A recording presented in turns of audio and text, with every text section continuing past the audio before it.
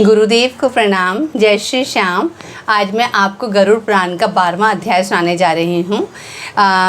इस अध्याय के अंदर बहुत सारी चीज़ें बता रखी हैं। जैसे मतलब जब अभी से के पहले अध्याय तक तो ये बताया गया था कि 10 दिन तक भी पिंडदान करा जाता है और सेम डे भी पिंडदान करा जाता है। जो सेम डे पिंडदान थे वो 6 पिंडदान हुए थे और 10 दिन के तो 10 पिंडदान हुए थे। 10 और 6 मिलाकर 16 पिंडदान तक का अभी तक की बात हो चुकी है। उसके बाद आगे आगे जो और क्या क्या कब कब पिंडदान करे जाते हैं और कौन से क्या और एक्स्ट्रा चीज़ें करी जाती हैं वो आज के अध्याय के अंदर सब इंक्लूडेड हैं। तो इसके अंदर भगवान श्री कृष्ण कहते हैं 11वें दिन, मतलब आज 11वें दिन के बारे में भगवान बता रहे हैं। 11वें दिन प्रातः काल ही जलाशय पर जाकर प्रयत्नपूर्वक सभी औद्धर्य दैविक क्रिया करनी चाहिए। वेद और शास्त्रों का अभ्यास करने वाले ब्राह्मणों को निमंत्रित करें और हाथ जोड़कर नमस्कार करके उनसे प्रेत की मुक्ति के लिए प्रार्थना करें। आचार्य भी स्नान संध्या आदि करके पवित्र हो जाएं और 11वें दिन के लिए उचित कृत्यों का विधिवत विधान आरंभ करें। 10 दिन तक मृतक के नाम गोत्र का उच्चारण मंत्रोच्चारण के बिना करना चाहिए। मतलब भगवान यहाँ बता रहे हैं कि 10 दिन तक जो पिंडदान करे गए थे उसके अंदर पिंडदान करते नाम और गोत्र का उच्चारण करा गया था, मगर उन 10 दिन में मंत्रों का उच्चारण नहीं करा जाता, सिर्फ नाम और गोत्रों का उच्चारण करा जाता है। मगर 11वें दिन जो है प्रेत का पिंडदान मंत्रों सहित करना चाहिए। हे गरुड़, सुवर्ण से विष्णु की, चांदी से ब्रह्मा की, ताम्र से रुद्र की और लौह से यम की प्रतिमा बनवानी चाहिए। पश्चिम भाग में गंगा जल से परिपूर्ण विष्णु कलश स्थापित करके उसके ऊपर पीत वस्त्र से वेष्टित विष्णु की प्रतिमा स्थापित करें। इस बात को मैं आपको थोड़ा सा यहाँ से समझा देती हूँ। मैंने इसको अलग से लिख लिया था कि 11वें दिन का बता रहे हैं। 11वें दिन 4 प्रतिमाएँ बनानी हैं। कौन कौन सी 4 प्रतिमा बनानी है? विष्णु भगवान की, ब्रह्मा जी की, रुद्र की और यम की 4 प्रतिमा बननी है। विष्णु भगवान की सोने की, ब्रह्मा जी की चांदी की, रुद्र भगवान की ताम्र की और यम की लोहे की प्रतिमा बनेंगी। और उसके बाद जो विष्णु भगवान और इन चारों के लिए एक एक अलग अलग कलश रखा जाएगा। और जो कलश जो है, कलश के अंदर क्या फिलिंग होनी चाहिए, चारों की अलग अलग है। और कलश को कौन से कपड़े, कौन से रंग के कपड़े से आच्छादित करके फिर वो प्रतिमा उसके ऊपर रखनी है, तो वो मैं आपको बता रही हूँ। तो जैसे विष्णु भगवान की जो मूर्ति, वो जो प्रतिमा बनाई है, सोने की जो प्रतिमा बनी है, वो उसमें उस कलश के अंदर क्या डलेगा? गंगा जल से भरा कलश उसको, और कौन से दिशा में? पश्चिम दिशा में। और उसके बाद पीले रंग का वस्त्र से उसको ढकना है और उसके बाद भगवान विष्णु का वो प्रतिमा को स्थापित करना है। इसी प्रकार से ब्रह्मा जी की जो बनाएंगे उसके अंदर वो जो कलश है उसको, कलश को पूर्व दिशा में रखना है और उस कलश के अंदर दूध और जल को भरा जाएगा और उस कलश को सफ़ेद रंग से आच्छादित करा जाएगा। उसके ऊपर फिर प्रतिमा रखी जाएगी।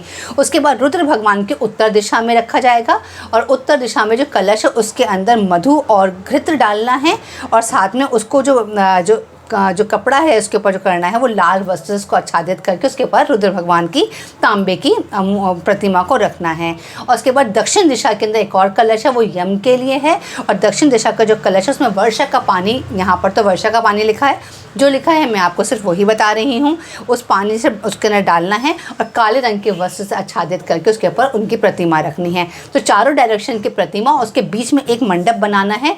मंडप जो होगा वो कुश से बना होगा और कुश से निर्मित मंडप को प्रेत की प्रतिमा स्थापित करें और दक्षिण तरफ मुख करके तर्पण करें। दक्षिण डायरेक्शन की तरफ फेस करके वहाँ पर तर्पण करना है। विष्णु, ब्रह्मा, शिव और धर्मराज का वेद मंत्रों से तर्पण करना है और होम करने के बाद श्राद्ध और 10 घट आदि का दान करें, फिर गोदान भी करें। तो ये सब चीज़ें तो यहाँ पर इसको मैंने आपको छोटा करके बता दिया है। गोदान के समय, हे माधव, यह गौ मेरे द्वारा आपकी प्रसन्नता के लिए दी जा रही है, यह गोदान से आप प्रसन्न होवें, ऐसा कहें। प्रेत के द्वारा उपभुक्त आभूषण, वस्त्र, वाहन तथा घृतपूर्ण कांस्य पात्र, सप्त धान्य और प्रेत के प्रिय लगने वाली वस्तुएं एवं तिलादि अष्ट महादान जो अंत काल में न दिए जा सके हों, शय्या के समीप रखकर शय्या के साथ इन सब का भी दान करें। मतलब 11वें दिन शय्या दान के बारे में बताया गया है और किस प्रकार से शय्या दान किया जाता है, ये स्टेप्स पहले चलना है, फिर शय्या दान करनी है। ब्राह्मण के चरणों को धोकर वस्त्र आदि से उनकी पूजा करें और मोदक, पुआ, दूध आदि पकवान उन्हें प्रदान करें। तब पुत्र शैया के ऊपर प्रेत की स्वर्णमयी प्रतिमा कांचन पुरुष को स्थापित कर और उनकी पूजा करके यथाविधि मृत शैया का दान करें। शय्यादान के समय इस मंत्र को पढ़ें। हे विप्र, प्रेत की प्रतिमा से युक्त और सभी प्रकार के उपकरणों से समन्वित यह प्रेत शैया मैंने आपको निवेदित की है। इस प्रकार पढ़कर कुटुंबी ब्राह्मण आचार्य को वह शैया प्रदान करनी चाहिए। मतलब जो ब्राह्मण का कुटुंब हो, परिवार हो, उस ब्राह्मण को करनी चाहिए। इसके बाद प्रदक्षिणा और प्रणाम करके विसर्जन करना चाहिए। इस प्रकार शैयादान, नवक आदि श्राद्ध और वर्षोत्सर्ग का विधान करने से प्रेत परम गति को प्राप्त होता है। 11वें दिन विधि पूर्वक हीन अंग वाले रोगी अनंत छोटे बछड़े को छोड़कर सभी शुभ लक्षणों से युक्त वृषक विधि पूर्वक उत्सर्ग वर्षोत्सर्ग करना चाहिए। मतलब वर्षोत्सर्ग के बारे में अब मैं आपको बता रही हूँ और ये 11वें दिन के में ही करना चाहिए। तो वर्षोत्सर्ग में का मतलब क्या है? वर्षोत्सर्ग का मतलब जो वृषभ होता है, वृषभ क्या होता है? सांड। तो सांड जो होता है, सांड पर कुछ पूजाएं का तरीका बताया गया है और तो उसको नाम दिया गया है वर्षोत्सर्ग। तो वो करने के लिए यहाँ पर बताया गया है। ब्राह्मण के उद्देश्य से लाल, अब यहाँ पर सांड कितने प्रकार के होते हैं वो बता रहे हैं। तो ब्राह्मण के उद्देश्य से लाल आंख वाले, पिंगल वर्ण वाले, लाल सिंह, लाल गला और लाल खुर वाले, सफ़ेद पेट तथा काली पीठ वाले वृषक का उत्सर्जन करना चाहिए। क्षत्रिय के लिए, ये मतलब ब्राह्मण के लिए ऐसा करना चाहिए। जो क्षत्रिय हैं उनके लिए चिकना और रक्त वर्ण वाला, वैश्य के लिए पीत वर्ण वाला और शूद्र के लिए कृष्ण वर्ण वाला सांड या वृषभ प्रशस्त माना जाता है। इसके अंदर मैं आपको पहले से बता दूं, रीड करने से पहले बता दूं, तो जो ये जो सांड का, जो वृषभ का जो पूजन बताया गया है, जिसको इन्होंने वर्षोत्सर्ग कहा है, इसको इस पूजन के बाद ये भी लिखा हुआ है इसके अंदर कि उसके बाद सांड को, वृषभ को फ्री कर देना चाहिए, छोड़ देना चाहिए। ये नहीं कि आपको लगे कि किसी को दान करना है या अपने पास रखना है, ऐसा कुछ नहीं है। उसको फ्री, उसमें लिखा हुआ है उसका फ्री करना है उसके बाद। तो जिस वृषभ का सर्वांग पिंगल वर्ण का हो तथा पूंछ और पैर सफ़ेद हो, अब यहाँ पर बता रखा है कि जो सांड है उसके कितने टाइप के सांड होते हैं। तो जिनका सफ़ेद पैर सफ़ेद हो वह पिंगल वर्ण का वृषभ पितरों की प्रसन्नता बढ़ाने वाला होता है, ऐसा कहा गया है। जिस वृषभ के पैर, मुख और पूंछ श्वेत हों तथा शेष शरीर लाख के समान वर्ण का हो वह नील वृक्ष कहा जाता है। जो वृषभ रक्त वर्ण का हो तथा जिसका मुख और पूंछ पांडुर वर्ण का हो तथा खुर और सिंग पिंगल वर्ण के हों उसे रक्त नील वृक्ष कहते हैं। जिस सांड के समस्त अंग एक रंग के हों और पूंछ तथा खुर पिंगल वर्ण का हो उसे नील पिंग कहा जाता है। वह पूर्वजों का उद्धार करने वाला होता है। जो कबूतर के समान रंग वाला हो, जिसके ललाट पर तिलक से आकृति हो और सर्वांग सुंदर हो वह बभ्रू नील वृषभ कहा जाता है। जिसका संपूर्ण शरीर नील वर्ण का हो और दोनों नेत्र रक्त वर्ण के हों उसे महानील वृषभ कहते हैं। इस प्रकार नील वृषभ 5 प्रकार के होते हैं। वृषभ का संस्कार करके उसे अवश्य मुक्त कर देना चाहिए, घर में नहीं रखना चाहिए। इसी विषय में लोक में एक पुरानी कथा प्रचलित है। अब एक छोटी सी कथा है। बहुत से पुत्रों की कामना करनी चाहिए ताकि उसमें से कोई एक गया जाए या नील वृषभ का उत्सर्ग करे। जो पुत्र वर्षोत्सर्ग करता है और गया का श्राद्ध करता है वही पुत्र है। जिसके जो कोई पूर्वज रौरव आदि नरकों में यातना पा रहे हों, 21 पीढ़ी के पुरुषों के सहित वर्षोत्सर्ग करने वाला पुत्र उनको तार देता है। मतलब ये जो सांड पर जो पूजा करने का इन्होंने बताया है तरीका, वो कहते हैं ऐसा करने से क्या होता है, जो 21 पीढ़ी तक के जितने भी पितर हैं, अगर कोई भी पितर नरक में गया है तो वो भी तर जाते हैं। स्वर्ग में गए हुए पितर भी इस प्रकार वर्षोत्सर्ग की कामना करते हैं। हमारे वंश में कोई पुत्र होगा जो वर्षोत्सर्ग करेगा, इसके द्वारा किए गए वर्षोत्सर्ग से हम सब परम गति को प्राप्त होंगे। हम लोगों को सभी यज्ञों में श्रेष्ठ वर्षोत्सर्ग मोक्ष देने वाला है, ऐसा पितृ कहते हैं। इसलिए पितरों की मुक्ति के लिए यथोक्त विधान से सभी प्रयत्नपूर्वक वृक्ष यज्ञ वर्षोत्सर्ग करना चाहिए। वृक्षोत्सर्ग करने वाला ग्रहों के तदद मंत्रों से स्थापना और पूजा करके होम करे और शास्त्रानुसार वृषभ की माता गौ की पूजा करे। बछड़ा और बछड़ी को ले जाकर उन्हें कंकण बांधे और वैवाहिक विधान से विधि के अनुसार स्तंभ में उन्हें बांध दे। फिर बछड़ा और बछड़ी को रुद्र कुंभ से के जल से स्नान कराए, गंध और माल्य के सम्यक पूजा करके उनकी प्रदक्षिणा करे। तदंतर वृषभ दक्षिण भाग में त्रिशूल और वाम पार्श्व में चक्र चिन्हित करे। तब उसे छोड़ते हुए हाथ जोड़कर पुत्र इस मंत्र को पढ़े। पूर्व काल में ब्रह्मा के द्वारा निर्मित तुम वृक्ष रूपी धर्म हो, तुम्हारे उत्सर्ग करने से हम भावार्णवय से पार हो जाएंगे। इस मंत्र से नमस्कार करके बछड़ा और बछड़ी को छोड़ दें। भगवान विष्णु ने कहा, इस प्रकार जो वर्षोत्सर्ग करता है मैं सदा उससे वर प्रदान करता हूँ और प्रेत को मोक्ष प्रदान करता हूँ। अतः वृक्षोत्सर्ग कर्म अवश्य करना चाहिए। अपनी जीवितावस्था में भी वृक्षोत्सर्ग करने पर वही फल प्राप्त होता है। पुत्रहीन मनुष्य तो स्वयं अपने उद्देश्य से वृक्षोत्सर्ग करके सुखपूर्वक परम गति को प्राप्त करता है। कार्तिक आदि शुभ महीनों में सूर्य के उत्तरायण होने पर, शुक्ल पक्ष अथवा कृष्ण पक्ष की द्वादशी आदि तिथियों में, सूर्य चंद्र के ग्रहण काल में, पवित्र तीर्थ में, दोनों अयन संक्रांतियों मतलब मकर और कर्क संक्रांति में और विषुवत संक्रांति मतलब मेष और तुला में वृक्षोत्सर्ग करना चाहिए।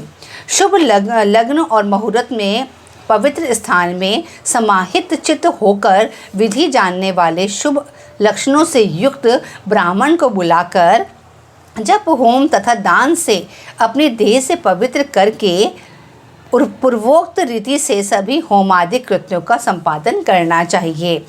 शालग्राम की स्थापना करके वैष्णव श्राद्ध करना चाहिए। तदंतर अपना श्राद्ध करें और ब्राह्मणों को दान दें।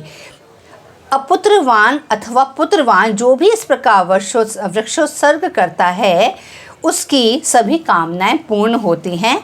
अग्निहोत्र आदि यज्ञों से और विविध दानों से भी वह गति नहीं होती जो वृक्षोत्सर्ग से प्राप्त होती है। बाल्यावस्था, कौमार, पौगंड, यौवन और वृद्धावस्था में किया गया जो पाप है वह सब वृक्षोत्सर्ग से नष्ट हो जाता है, इसमें संशय नहीं। मित्रद्रोही, कृतधन, सुरापान कराने वाला, गुरु पत्नी गामी, ब्रह्म हत्या और स्वर्ण की चोरी करने वाला भी वृक्षोत्सर्ग से पाप मुक्त हो जाता है। इसलिए हे ताक्षर्य, सभी प्रयत्न करके वृक्षोत्सर्ग करना चाहिए। तीनों लोकों में वृक्षोत्सर्ग के समान कोई पुण्य कार्य नहीं है। पति और पुत्र वाली स्त्री यदि उन दोनों के सामने मर जाए तो उसके उद्देश्य से वृक्षोत्सर्ग नहीं करना चाहिए, अपितु दूध देने वाली गाय का दान करना चाहिए। हे गरुड़, जो व्यक्ति वृषभ को कंधे अथवा पीठ पर भार ढोने के काम में प्रयोग करता है वह प्रलय पर्यंत घोर नरक में निवास करता है। मतलब यहाँ पर बताया कि सांड को, जो वृषभ को जो लोग अपने कार्यों में इस्तेमाल करते हैं, बोझा ढोने के लिए इस्तेमाल करते हैं, वो भगवान कहते हैं प्रलय पर्यंत, जब तक प्रलय नहीं आ जाती तब तक वो नरकों में वास करते हैं। और जो निर्दयी व्यक्ति मुक्के अथवा लाठी से वृषभ को मारता है वह एक कल्प तक यम यातना को भोगता है। इस प्रकार वृक्षोत्सर्ग करके सपिंडीकरण के पूर्व षोडश श्राद्धों को करना चाहिए। अब वह मैं तुमसे कहता हूँ। मृत स्थान में, द्वार पर, धर्म मार्ग में, चिता में, शव के साथ में और अस्थि संचय में इस प्रकार 6 पिंड प्रदान करके 10 दिन तक 10 पिंडों को दान देना चाहिए। ये वाला तो मैं आपको पहले के अध्याय में बता चुकी हूँ, जो मैंने अभी बोला कि 6 तो सेम डे ही दान करे जाते हैं पिंड और बाकी 10 दिन तक वो पिंड दान करे जाते हैं, तो वो बन गए पूरे 16। यह प्रथम मलिन षोडशी श्राद्ध कहा जाता है। ये जो पिंडदान अभी तक 10 दिन तक करे गए हैं उसका नाम जो बता रहे हैं उसको बोल रहे हैं मलिन षोडशी श्राद्ध। और दूसरा मध्यम में किया जाने वाला मध्यम षोडशी कहा जाता है। अब ये मध्यम में कब करा जाता है ये हम पढ़ते हैं तो क्या पता हमें पता चल जाए। कहा जाता है इसके विषय में आप भगवान कह रहे हैं, मैं तुम्हें बताता हूँ। मध्यम षोडशी में मलिन षोडशी की भांति ही 16 पिंड होते हैं। जैसे पहले 16 पिंड थे, इसमें भी 16 पिंड होंगे। पहला पिंड, अब इसमें पिंड उसके नाम के नहीं होंगे, मृतक के नाम के नहीं होंगे, भगवान के नाम के। अब देखिए आप, पहला पिंड भगवान विष्णु को, दूसरा शिव को, तीसरा सपरिवार यम को प्रदान करें, चौथा पिंड सोमराज, पाँचवां हव्यवाह मतलब हव्य को वहन करने वाली जो अग्नि है, और छठा कव्यवाह मतलब कव्य को भगवान को वहन करने वाली जो अग्नि है, तथा सातवां पिंड काल को प्रदान करें। आठवां पिंड रुद्र को, नवां पुरुष को, 10वां प्रेत को और 11वां पिंड विष्णु को प्रदान करें। 12वां पिंड ब्रह्मा को, 13वां विष्णु को, 14वां शिव को, 15वां यम को और 16वां पिंड तत्पुरुष के उद्देश्य से देना चाहिए। हे खग, तत्वविद लोग इसे मध्यम षोडशी कहते हैं। यही मध्यम षोडशी पिंड दान कहलाता है। तदंतर प्रति मास के 12 पाक्षिक, त्रिपाक्षिक, षाण्मासिक और उनाबदिक इन श्राद्धों को उत्तम षोडशी कहा जाता है। उसके बाद जो 12 महीने के जो पूरा 12 महीने तक जो चलता है उसको, और 2-3 नाम जो मैंने अभी बोले हैं, इन सबको क्या बोलते हैं? उत्तम षोडशी कहा जाता है। इसके विषय में मैंने तुम्हें बताया। हे ताक्षते, इनको 11वें दिन चरु बनाकर करना चाहिए। ये जो श्राद्ध जो मैं अब जो मैं बता रही हूँ 10वें दिन के बाद के जो वो 11वें दिन करे जाते हैं। ये 48 श्राद्ध प्रेतत्व को नष्ट करने वाले हैं। अब 16 3 बार हो गए तो ये 48 श्राद्ध बन गए, 48 बार पिंडदान बन गया। तो ये जो श्राद्ध जो हैं ये क्या कहलाते हैं? ये प्रेतत्व को नष्ट करने वाले हैं। जिस मृतक के उद्देश्य से ये 48 श्राद्ध किए जाते हैं वे पितरों की पंक्ति के योग्य हो जाता है। इसलिए पितरों के पंक्ति में प्रवेश दिलाने के लिए षोडशत्रयी मलिन, मध्यम और उत्तम षोडशी अवश्य ही करनी चाहिए।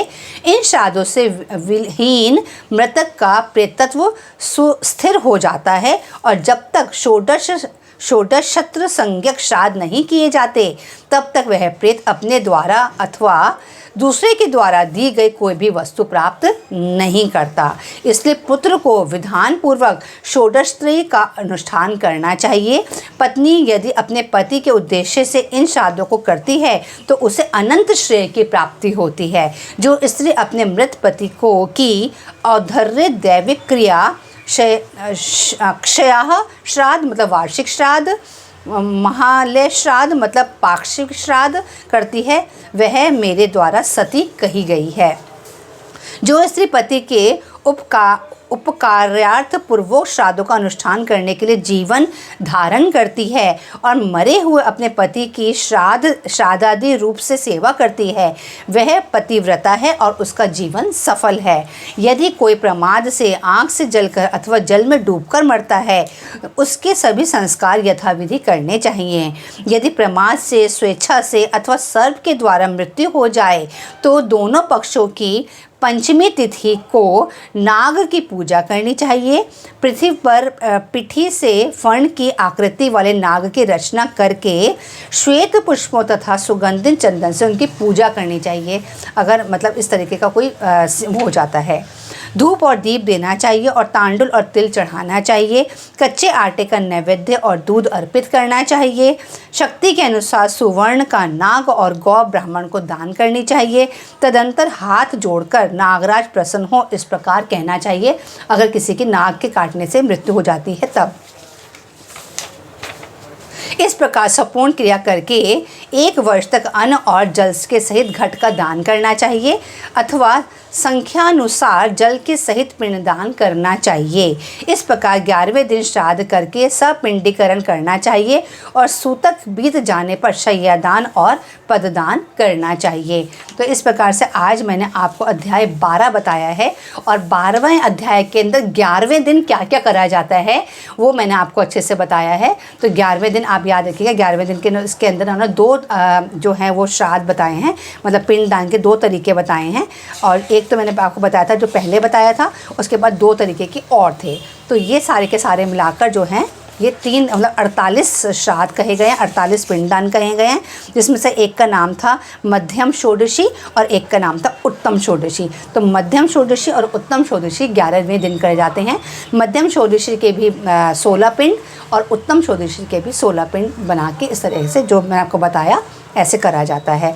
तो मैं हमेशा से पहले भी ये वाली बात बोलती आई हूँ कि मेरा जो ये पढ़ने का और सुनाने का जो पर्पज़ है वो ये है कि हमारे को अपने ग्रंथ की नॉलेज होनी चाहिए। और गरुड़ पुराण हमेशा हम लोग ऐसे पढ़ते थे या सुनते हैं जब किसी की मृत्यु हो जाती थी। मृत्यु हो गई उसके बाद पाठ सुना, आधा नहीं सुना, बीच में से सुना, बीच में से उठ के चले गए, तो कभी किसी को ज्ञान तो कभी भी प्राप्त नहीं हो पाया। और हमेशा से यही रहा है हमारे धर्म के साथ कि हमारे में ऐसा होता है और हमारे में ऐसा नहीं होता, या हम ये मानते हैं या हम नहीं मानते हैं। तो ये सब चीज़ों का आंसर ढूंढने के लिए ही मैंने गरुड़ पुराण पढ़ना शुरू करा था। और अभी पढ़ते हुए भी मुझे ये लगता है कि बहुत सारी चीज़ें इसमें से अब फिजिबल नहीं हो सकती हम जैसे लोगों को करने के लिए, मगर हाँ कम से कम हमें ज्ञान तो प्राप्त हुआ कि हमारे ग्रंथ क्या कहते हैं। उसके बाद तो हमारी इच्छा है कि हम खुद कितना अपने पितरों के लिए करना चाहते हैं। अब कल मैं आपसे दोबारा मिलती हूँ, तब तक के लिए हरि ओम तत्सत।